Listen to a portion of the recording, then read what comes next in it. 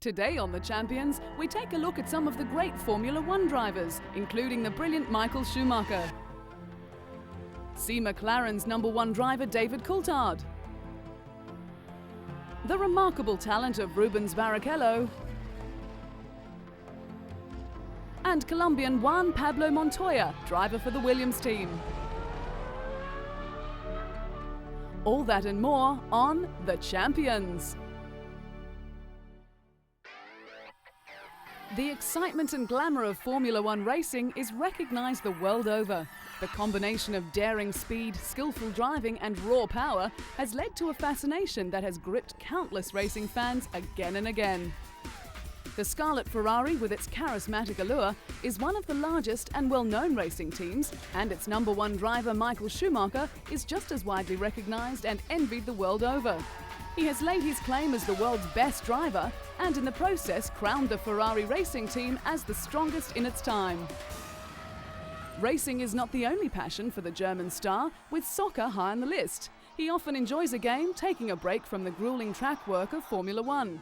But motor racing will always remain top priority, and with his natural talent and nerves of steel, the driver has become the best in the business. The Ferrari racing team, founded by Enzo Ferrari, scored its first Grand Prix win in 1951.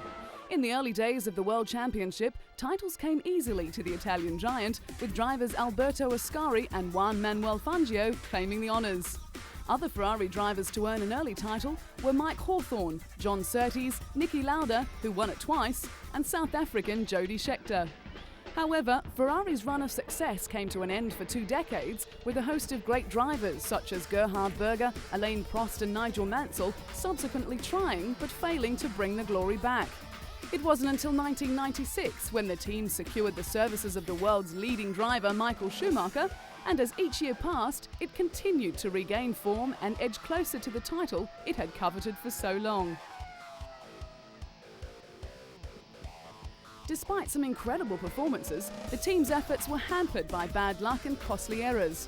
Finally, in 2000, Michael delivered the drivers' and constructors' titles to Ferrari, becoming their most successful driver in World Championship events. Michael was born in Germany in 1969 to parents Rolf and Elisabeth. His love for racing began at an early age, when his father gave him a pedal kart when he was 4. Little did he know that it was to begin a career driving the most expensive racing cars in the world. His racing talent shone through even at that early age, helping him win on the circuit, even though he was the youngest member and driver in the kart club. He began receiving more recognition, and in 1984 he became the German junior champion and finished runner-up in the Junior World Championships. 3 years later, competing in the senior division, he scooped the double, finishing first in the German and European Championships.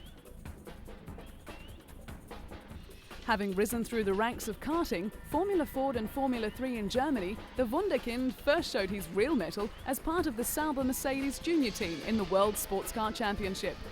But it was when he made his Formula One debut at Spa with the Jordan team that his blend of speed, shrewd racecraft and supreme tactical perception marked him out as the man most likely to challenge for the world #1 spot.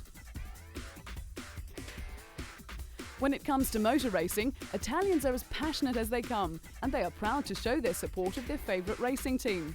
If Ferrari is fortunate enough to win a championship, then the fans hit the streets, waving their red flags and the symbol of the prancing horse.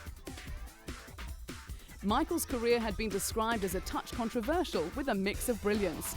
And because of his successes, he has become in demand for charity events, which he is only too happy to oblige. After donating his driving shoes and a signed driving suit, he encouraged bids from the public for his items, which were auctioned on the internet to raise money for UNESCO. He was also only too happy to don a sporting uniform of a different kind. A soccer fan from way back, the German star led his Ferrari team onto the field for a charity match organised to help Iraqi children. With the Giglio Soccer Stadium awash with the red of the Ferrari Formula One team, 29,000 fans of motor racing and soccer alike watched Michael and his team battle it out on the field instead of the track. He led a star-studded team lineup that contained fellow driver Rubens Barrichello, Juventus defender Ciro Ferrara, and former Italian goalkeeper and coach Dino Zoff. Michael opened the scoring for his Ferrari team, showing he's not only a great fan of the world game, but also a decent exponent of it as well. He led his Ferrari team to a resounding 4-1 win over the Italian singers. But despite Ferrari's comfortable victory, the result was unimportant. Through ticket sales and donations, the event raised in excess of $33,000 to help build a children's hospital in the Iraqi capital of Baghdad. Another light moment in a hectic schedule was a cook-off between the world champion and his racing partner Rubens Barrichello. In Melbourne for the 2003 Australian Grand Prix, the duo had the chance to compare their culinary skill, both preparing a tasty pasta dish. In the interests of fair play, the contest was declared a draw, with both men showing their skills aren't only confined to the track. Just to add to the competition's sense of fun, Real Madrid soccer star David Beckham sent the drivers a text message saying, "I hope the only thing you burn this weekend is rubber." But with the fun and excitement comes an element of danger. Italian racer Alex Zanardi's near-fatal crash cost him both his legs, and it sent shockwaves through the racing teams. When preparing for a race at the Milan circuit, Michael's unease grew as the news filtered through of the crash. In that race, Michael finished fourth, a race that would remain exceptional in the German's recent career. It was to show the last time he had been off the podium, and the only time since 2000, that he had finished a race outside the top three. For the rest of 2001, barring 2 retirements, Michael finished 14 times in the top 2 positions. In 2002, he had won a record 10 races, was second 3 times and third once. The impressive list showed the steely determination Michael was well known for, and he went on to break a series of records, including the most points scored in a single championship with 122, one less than his own 2001 record. Considered the best Formula One driver in the world and one of the best of all time, Michael's signature moves and famed aggression has allowed him to realize a dream that began over 25 years ago.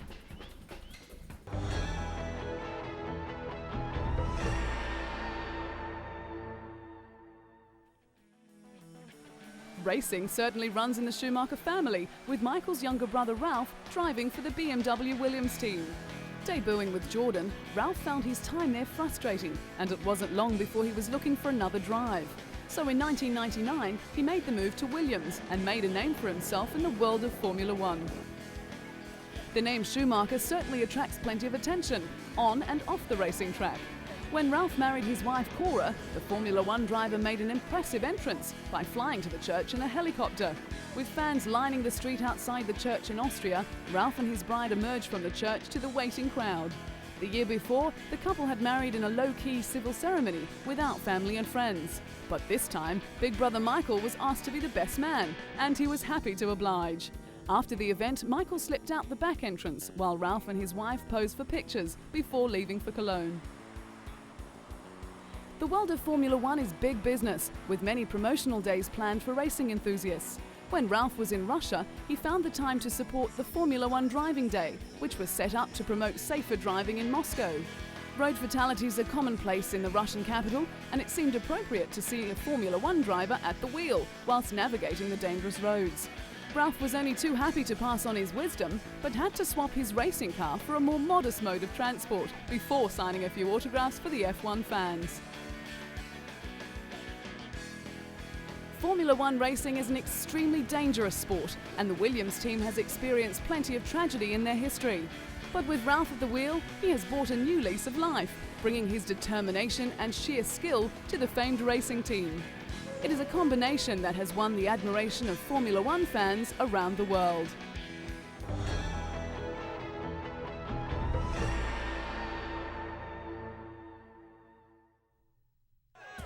The allure of sport attracts fans from all walks of life, and the glamour of Formula One brings out the brightest stars. Rubbing shoulders with famous actors like compatriot Sean Connery is all in a day's work for Scottish driver David Coulthard, the #1 driver for the McLaren Mercedes. Not shy of the limelight, David's image has been featured on a billboard 4 stories high for Tag Heuer in New York. The Swiss watchmaker is the official timekeeper of Formula One and a corporate partner of the McLaren Mercedes Formula One team.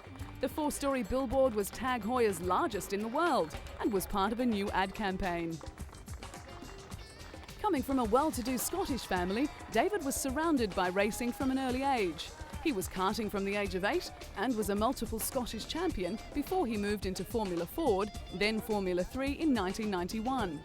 It was that year that David fought a season-long battle for the title with Rubens Barrichello, with the Brazilian eventually coming out on top. David's Formula One career began in 1994 in difficult circumstances. He was thrust into the spotlight when he replaced the legendary Ayrton Senna after his fatal crash. At the time, David was driving for the Williams team, who were dominating the sport at the time, and was sharing a seat with Nigel Mansell. The next season with Williams, driving alongside Damon Hill, David won his first Grand Prix in Portugal, beating both Michael Schumacher and his own teammate, finishing third for the season with 49 points. The following year was to see the move to McLaren, partnering Mika Häkkinen. But without a competitive car, David struggled throughout the year. The highlight of that year was a second placing in the famous Monte Carlo Grand Prix, where only 3 cars finished the race. As the McLaren team became more competitive, so did David, and in Melbourne in 1997, he broke the drought by putting McLaren back on the winning track. Winning again in Monza, he finished equal third with John Alexi in the Drivers' Championships. Over the course of the next few years, David had his share of ups and downs, with pit confusion, accidents, and the occasional mechanical problem, but it didn't slow him down too much. A serious plane crash in 2000 seemed to give the Scot a new perspective on life, but despite a very strong challenge for championship glory, he finished third in the standings. Despite his gallant efforts, David has been plagued with team reliability problems. And with the emergence of a very dominant Michael Schumacher in the Ferrari team, the task of reaching the top keeps getting harder and harder. But when he's racing head-to-head with the best drivers in the world, David's never-give-up attitude will always come to the fore.